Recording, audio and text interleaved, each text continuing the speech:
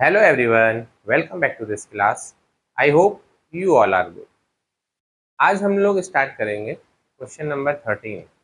Question number 13 में हमें आज बनाना है रिवैल्यूएशन अकाउंट।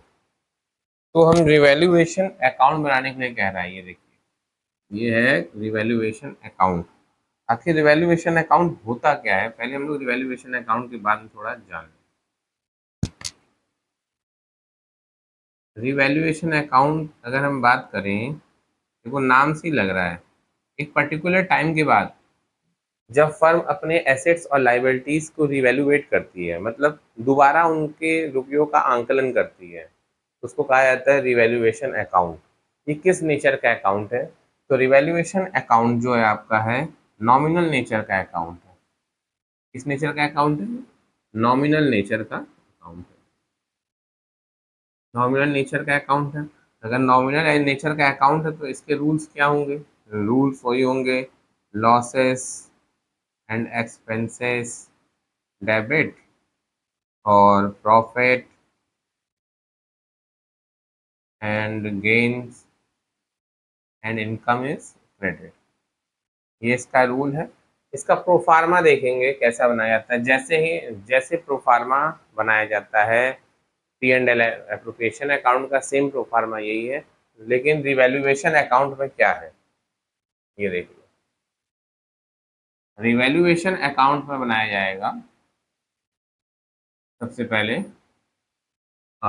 रिवैल्यूएट में देखिए ऐसा होता है, चलो प्रोफार्मा ही देख लेते हैं। ये हमारा प्रोफार्मा बना, particular amount, particular amount, particular amount, particular amount. Revaluation में मैंने आप लोग को बताया क्या किया जाता है। रिवैल्यूएशन में किया जाता है एसेट्स और लाइबिलिटीज के बारे में बताया, उनको रिवैल्यूएट किया जाता है। अब देखो, ये हो गया डेबिट साइड, ये वाला एरिया हो गया क्रेडिट साइड। अगर हम एसेट्स की बात करते हैं, अगर एसेट्स बढ़ेगी तो हमारा क्या होगा? प्रॉफिट होगा। और अगर एसेट्स घटेंगी तो हमारा क्या होगा? लॉस होगा। अब देखो यहाँ पर क्या क्या आएगा, एसेट्स और लाइबिलिटीज की ही बात चलती है। एसेट्स अगर हमारी डिक्रीज होती है तो हमारा लॉस हो रहा है। लाइबिलिटीज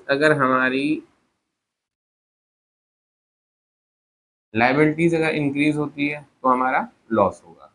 अब बात करते हैं यहाँ पर क्या होगा। अगर एसेट्स हमारी इंक्रीज करती हैं तो हमारा प्रॉफिट होगा। एसेट्स हमारी क्या कर रही है? इंक्रीज कर रही हैं तो हमारा प्रॉफिट होगा। लाइबिलिटीज अगर हमारी डिक्रीज कर रही हैं तब भी हमारा प्रॉफिट होगा।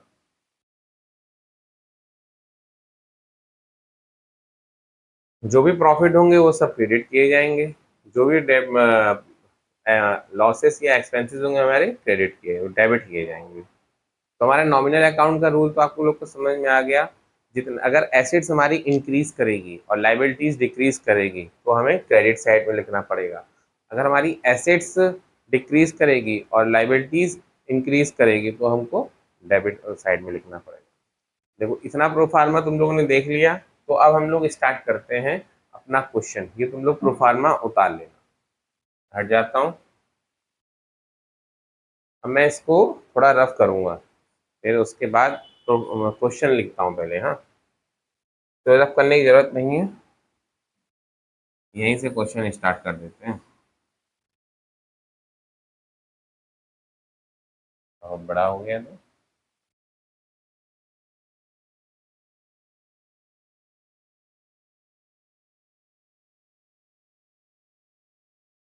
रफ कर ही देता हूँ।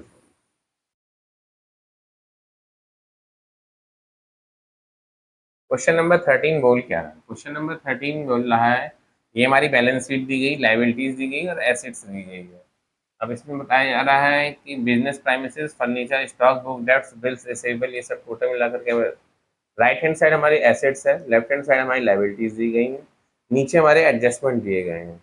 जब कोई ईयर एंड हुआ होगा तो उसमें बताया गया। देखो एक चीज में दिया गया है P S R, S N T का पी एस आर कितना है? एस एन टी का पी एस आर हमारा है 3:1।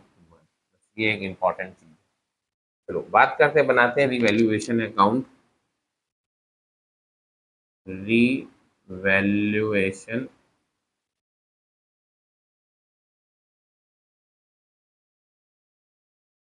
क्वेश्चन बोल रहा है रिवैल्यूएशन अकाउंट बनाइए, तो रिवैल्यूएशन अकाउंट बना लीजिए।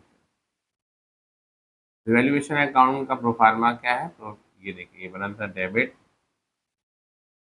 पर्टिकुलर अमाउंट डेबिट पर्टिकुलर और अमाउंट साइड क्रेडिट। लिख लेते हैं, पर्टिकुलर अमाउंट पर्टिकुलर, ये क्रेडिट साइड हो गया और ये डेबिट साइड। चलो एक बार ये भी देख लेते, एक चीज और लिख लेते हैं। एसेट्स अगर डिक्रीज होगी तो इधर, लाइबिलिटीज इंक्रीज होगी तो इधर।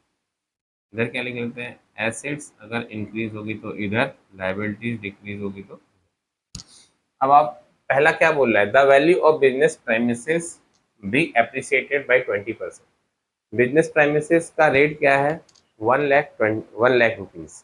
अभी 20% से इंक्रीज हो रही है, तो क्या हमारी एसेट्स इंक्रीज हो रही है। एसेट्स इंक्रीज है तो हमारा प्रॉफिट है, प्रॉफिट किधर आता है, क्रेडिट साइड। तो यहाँ पे लिखाया जाएगा बाई बिजनेस प्रेमिसेस।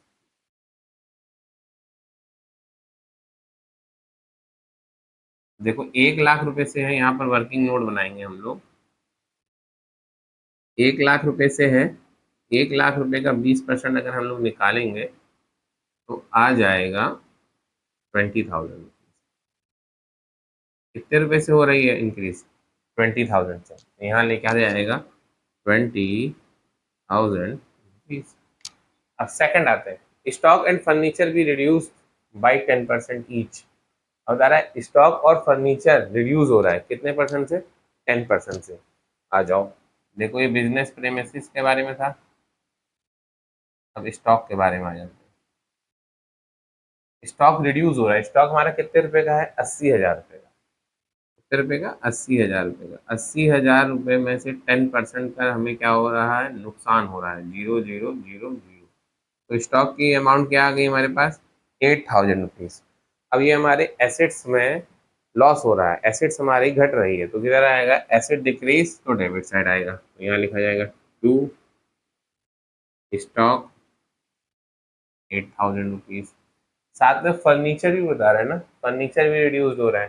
फर्नीचर कितने रुपए का है, फर्नीचर 4,000 रुपए का है। लिखो फर्नीचर इक्वल टू 4,000 रुपीज।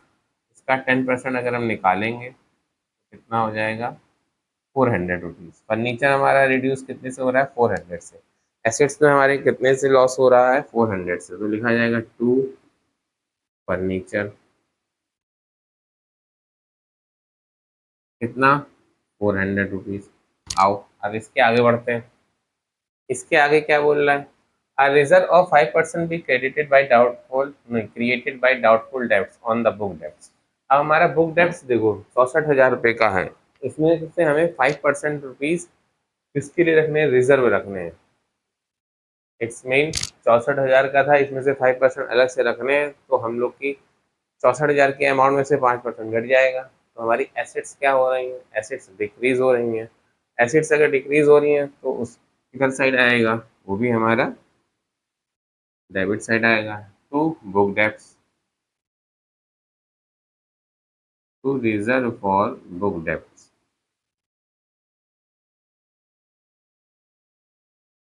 64,000 का अगर हम 5% निकालते हैं, देखो 64,000 रुपया है, 64,000 रुपया, इसका 5% निकालेंगे तो मे भी 3,200 रुपया आना चाहिए। 0 5 को 20, 5 30, 32। तो कितना आ गया भाई, 3,200 रुपया। डेबिट और क्रेडिट साइड का बैलेंस देख लो, किसका ज़्यादा है, तुम लोगों को पता चलेगा कि डेबिट साइड का बैलेंस ज़्यादा है, क्रेडिट साइड का बैलेंस सॉरी ज़्यादा है।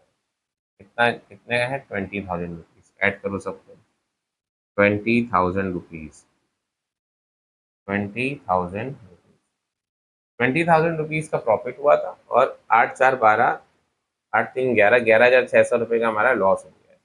और 20,000 रुपीज़ में से 11,600 रुपये माइनस, 20,000 रुपीज़ माइनस 11,600 रुपया, 0 0 माइनस, 10 में से 6 गया 4, और 9 में से 1 गया 8, 8,400 रुपीज़।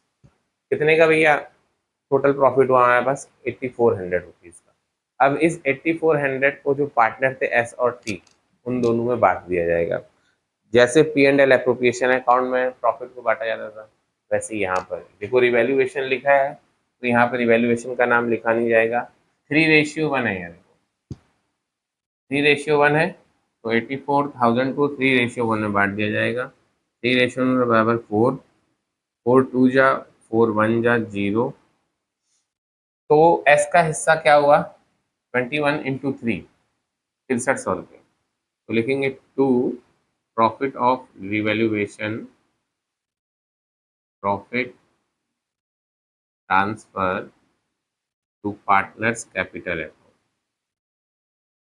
Partners capital account. क्या है? आर और एस और टी, एस और टी। एस को मिल रहा है और टी को मिल रहा है। एस को मिल रहा है 6300 रुपीज़, 2100, टोटल मिला करके 8400। तो ये हमारा रिवैल्यूएशन अकाउंट होता है समाप्त। पहले तुम लोग ये देख लेना, ऐसे मैंने बनाया है। तो ये क्वेश्चन मतलब आंसर यहीं से स्टार्ट हो रहा है, रिवैल्यूएशन अकाउंट ऐसे बनेगा और यहाँ तक वर्किंग नोट गया है, यहाँ तक वर्किंग नोट गया। इसको थोड़ा छोटा कर देता हूँ तो देखते हैं आता है नहीं आता है। आ तो रहा है। तो पूरे क्वेश्चन के साथ तुम लोग आंसर देख लेना, ठीक। तो बच्चों यहाँ पर हमारा क्वेश्चन नंबर 13 होता है फिनिश। मिलेंगे हम लोग नेक्स्ट वीडियो में, जहाँ हम लोग क्वेश्चन नंबर 14 को कवर करेंगे। तब तक के लिए बच्चों स्वस्थ रहो, मस्त रहो और अपनी पढ़ाई में व्यस्त रहो।